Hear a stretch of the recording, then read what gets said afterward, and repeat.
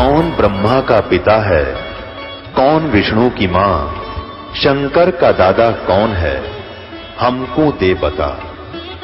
ये जानने के लिए कृपया सुनिए। जगत गुरु तत्वदर्शी संत रामपाल जी महाराज के अमृत वचन सर्व पवित्र धर्मों के पवित्र शास्त्रों के आधार पर। तो सतलोक के अंदर परमात्मा ने एक शब्द में 16 द्वीप उत्पन्न किए, फिर 16 वचनों से एक एक पुत्र की उत्पत्ति की। उसके बाद परमात्मा ने उन 16 पुत्रों में से जिसका नाम अचिंत था उससे कहा कि अचिंत अब तू सृष्टि रच। उसको आदेश दिया ये दिखाने के लिए कि बालकों का काम नहीं सृष्टि रचना, समर्थ बिन कोई काम सफल नहीं होता। अचिंत ने क्या किया, अपनी वचन शक्ति से एक पुरुष उत्पन्न किया जिसको अक्षर पुरुष बोलते हैं। गीता जी अध्याय नंबर 15 के श्लोक 16 में 2 पुरुष कहे, सर पुरुष और अक्षर पुरुष। अब सर पुरुष और अक्षर पुरुष की उत्पत्ति बताई जा रही है कैसे हुई। अक्षर पुरुष की उत्पत्ति अचिंत ने अपने वचन से की, परमेश्वर के आदेश से। परमात्मा ने उसको इतनी शब्द शक्ति दे दी थी। अक्षर पुरुष जब उत्पन्न हो गया वो अपनी मनमर्जी से चल पड़ा। अचिंत ने कहा था मेरा सहयोग दे सृष्टि में, उसकी नहीं मानी। जा करके एक मान सरोवर है ऊपर अमृत जल से भरा हुआ, उसमें जाके छलांग लगाई नहाने के लिए और उसमें आनंद आया, सो गया।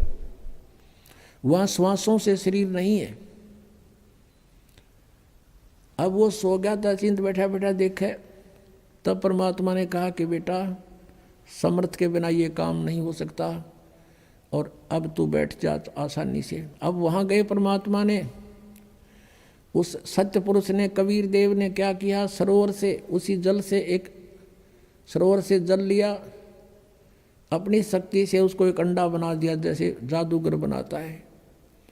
उसको अंडे में एक आत्मा प्रवेश कर दी अपने वचन से। वो अंडा बहुत बड़ा था साइज में, वो गड़गड़ गड़गड़ करता हुआ नीचे को चला। उसकी अक्षर पुरुष की निंद्रा भंग होगी। अब कोई अधूरी निंद्रा में कोई जगा दे तो उसको बड़ा दुख सा होता है। इस दुख महसूस किया उसने, कोप किया और अंडे को कोप से देखा, क्रोध से। उस क्रोध से वो अंडा फट गया। उसमें से ये सरपुरुष यानी ज्योत निरंजन काल निकला एक मनुष्य रूप में। इन दोनों से कहा कि अक्षर पुरुष तुम निंद्रा में थे, आकाशवाणी की परमात्मा ने बाहर से, और तुम बाहर आओ, तुझे जगाने के लिए सब लीला की गई है, तू बाहर आओ। दोनों जने वो दोनों बाहर आ गए और उनसे कहा कि तुम अचिंत के द्वीप में रहो, तीनों एक द्वीप में।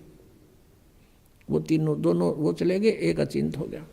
अब कुछ दिनों के बाद ये सरपुरुष ज्योति निरंजन कहो, सरपुरुष कहो और अक्षर पुरुष कहो, चाहे परब्रह्म कहो, ये दोनों अचिंत के लोक में रहने लगे।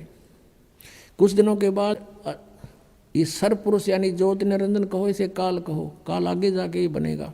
तो इस सरपुरुष ने सोचा हम तीन तो एक द्वीप में और अन्य हमारे भाई एक एक द्वीप में। उसके बाद परमात्मा ने क्या किया, हम सबकी उत्पत्ति कर दी। जितने आज हम यहाँ कीड़ी कुंजर हाथी मनुष्य राजा देव देवता जो भी हैं सभी की उत्पत्ति करके और सतलोक में सबको अलग अलग स्थान द्वीप दे दिए थे कि तुम रहो ठाठ से। तो इसको ये चिंता होगी, दुख हुआ, ईर्षा हुई कि हम तो तीनों एक लोक में, सारे सब अब अपने अलग अलग स्वतंत्र रह रहे हैं। तो इसने तप करना शुरू किया। 70 युग जब तप किया, प्रभु ने पूछा तू क्या चाहता है। परमेश्वर ने पूछा तू क्या चाहता है। इसने कहा कि हे पिता, हे परम पिता, मेरे लिए स्थान कम है, मुझे अलग से कोई स्थान दे दो। तो परमेश्वर ने